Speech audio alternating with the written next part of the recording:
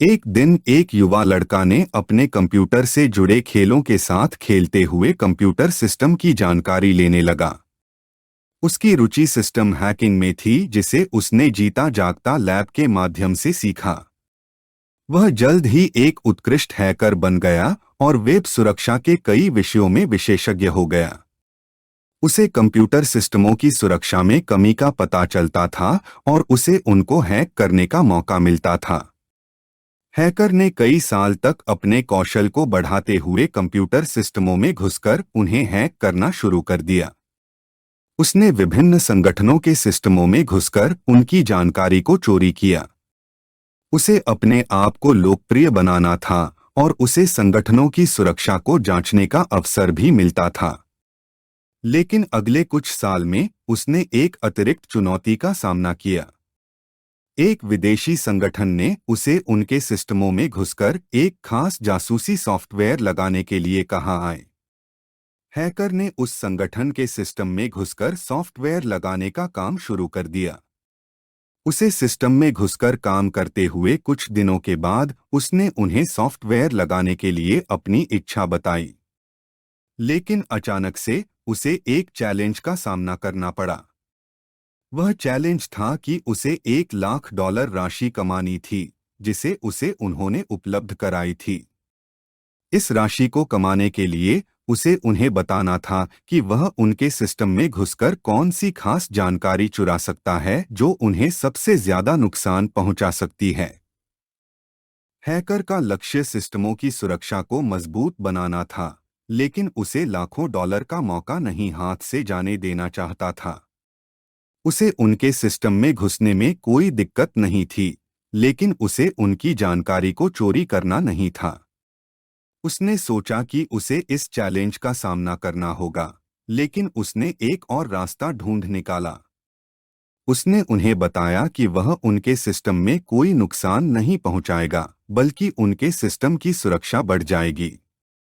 उसने उन्हें सुझाव दिया कि उन्हें उनके सिस्टम में एक वेबसाइट लॉगिन पेज में कुछ बदलाव करने की जरूरत है, जिससे लॉगिन करने वाले उपयोगकर्ता का पता नहीं चलेगा। उसने उन्हें बताया कि इस समस्या को हल करने के लिए वह उनकी मदद कर सकता है। उसने उन्हें एक सॉफ्टवेयर भेजा जो लॉगिन पेज को हैक करने के बाद खुद ही बदलाव कर सकता था। उसने इस सॉफ्टवेयर के साथ एक नोट भी भेजा जिसमें लिखा था कि इस साइट के लॉगिन पेज में यह बदलाव अपनी सुरक्षा को बढ़ावा देने के लिए किया गया है।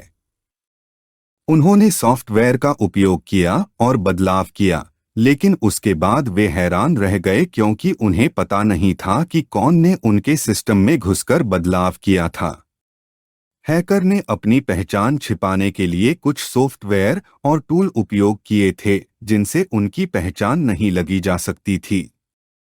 लेकिन इस साइट के सिस्टम एडमिनिस्ट्रेटर्स के पास भी एक ऐसा सॉफ्टवेयर था जिसका नाम नेटवर्क एनालाइजर था। इस सॉफ्टवेयर के द्वारा वे स्पष्ट तौर पर देख सकते थे कि कौन सी आईपी एड्रेस से साइट को हैक किया गया था।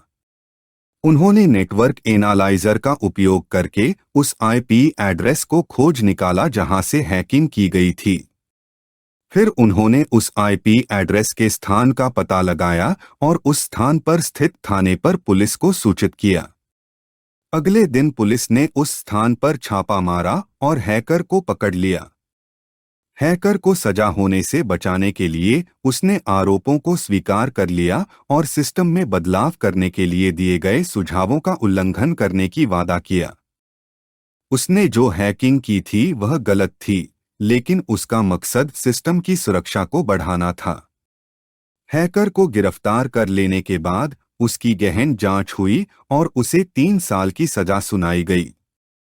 सजा सुनाई जाने के बाद वह अपने गलतियों से सीख लिया था और अब उसे यह पूरी तरह से यकीन था कि उसका जिम्मेदारी नहीं था सिस्टम को हैक करने का।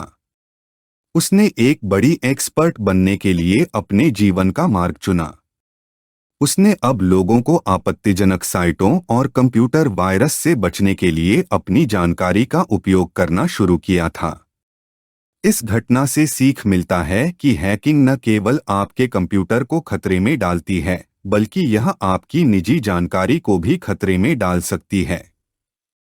साइबर सुरक्षा का ध्यान रखना अति आवश्यक है ताकि आप अपनी निजी जानकारी को सुरक्षित रख सकें।